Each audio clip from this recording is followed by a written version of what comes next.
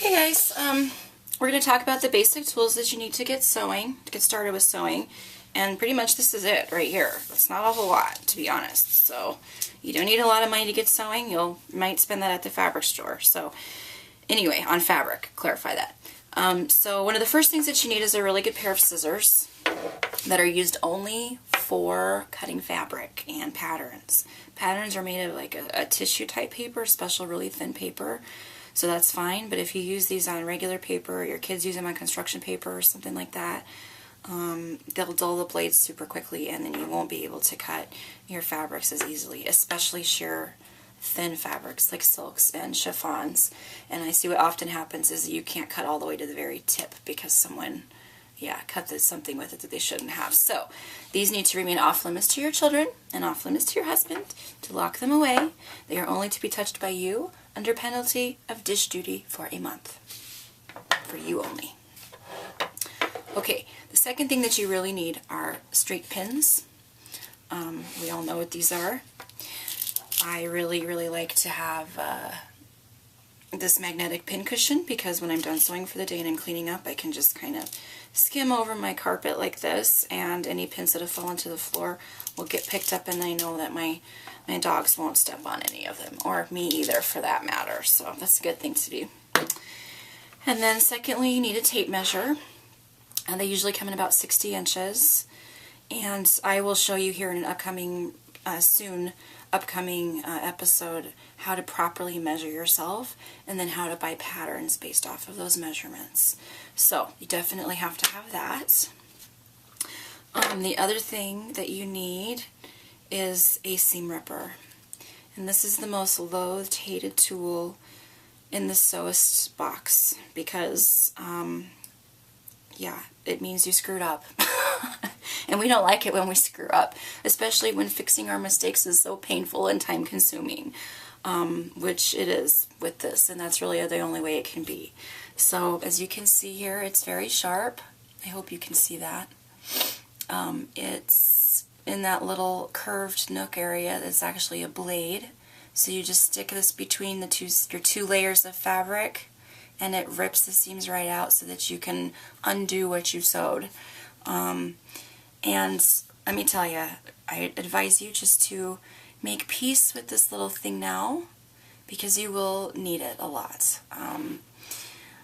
As a person who sews, you're going to make mistakes. Even me, 32 years of sewing, I still use this every single time I make a project, at least 3 or 4 times.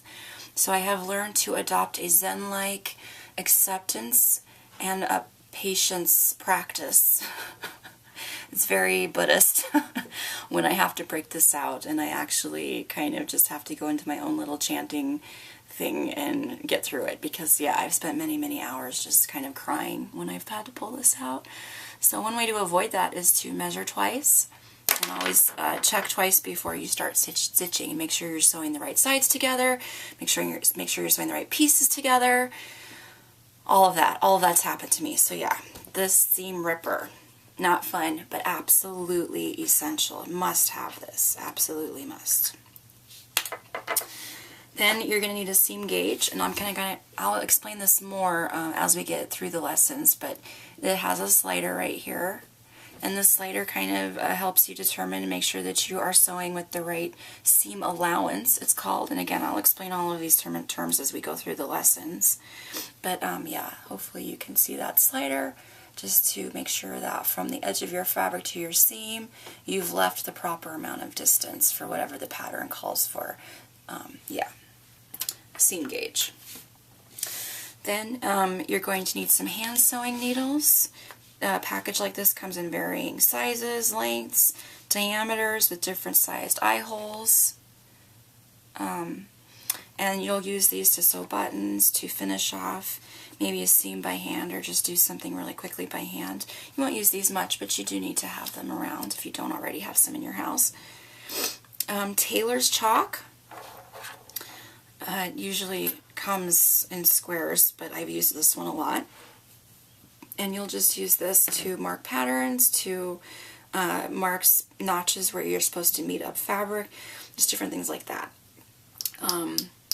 And this is great. Sometimes I like to use this marker instead, It serves the same purpose of this, but I sometimes think this is just easier to use. The chalk, sometimes it gets caught on the fabric and it doesn't really make a nice pretty line, whereas this is just like a marker. I mean, you can draw on it. And the beautiful thing about it is it has disappearing ink. You get this purple side wet, and it just disappears whenever you get it wet. That ink just goes away, doesn't leave any marks on your fabric, and it's really fantastic. So I have both, but I honestly use this one way, way, way more. And then for your machine, you're also going to need machine sewing needles, and they come in different types depending on what you're sewing.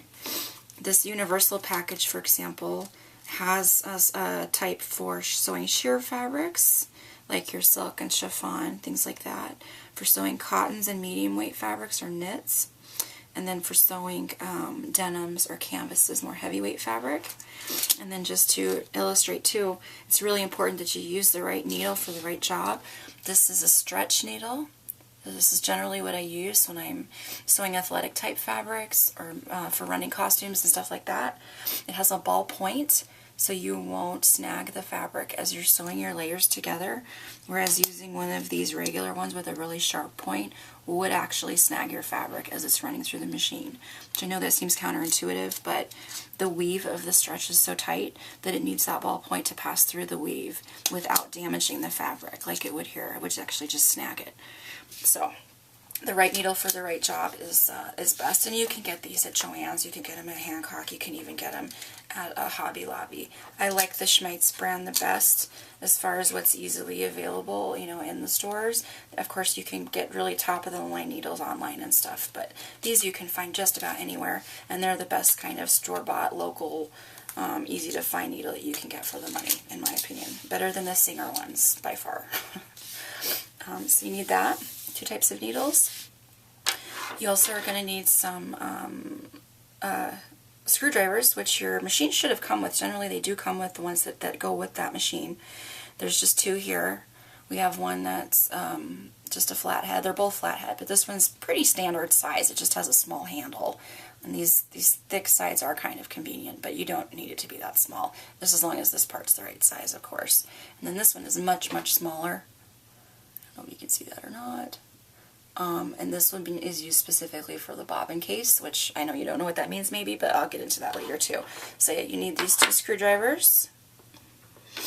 And one of the things I really love to have, but it's not essential, you can always just use your scissors there, are these nippers.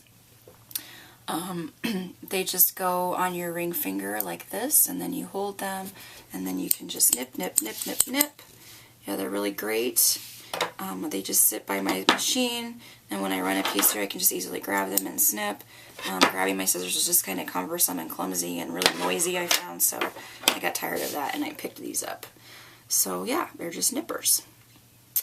And I think that's it. So next we're going to talk about machines, how to thread them, what the buttons do, how to thread a bobbin, what they do, all of that fun stuff. So stay tuned.